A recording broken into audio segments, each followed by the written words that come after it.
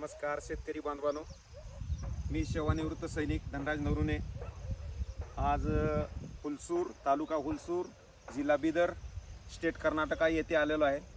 पाहू शकता सर्वत्र हिरवीगार अशी मुगाची शेती।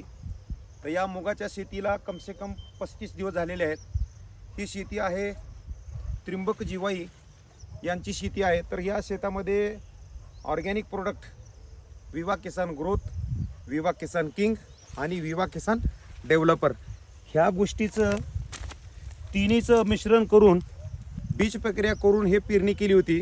तर ह्या पेरणीच्या नंतर फक्त आणि फक्त 21व्या दिवशी किसान ग्रोथ आणि किसान किंगची स्प्रे केलेला आहे। तर हे जबरदस्त असा रिझल्ट समोर दिसतंय। तर सांगण्याचं तात्पर्य वातावरण पण तेवढ्या पद्धतीचं पोषक नव्हतं की पावसाचा पण अभाव कमी असताना पण चांगल्या पद्धतीची शेती एकदम झालेली आहे। तर मी एकच सांगू शकतोय, कारण की शेतकरी हा सुजाण झाला पाहिजे आणि शेतामध्ये रासायनिकला नमस्कार करून सेंद्रियकडे वळलं पाहिजे। कारण की रासायनिक खाऊन आज हर घरामध्ये गोळी औषध खाण्यापेक्षा दूर राहून एक सेंद्रियकडे वळलं पाहिजे।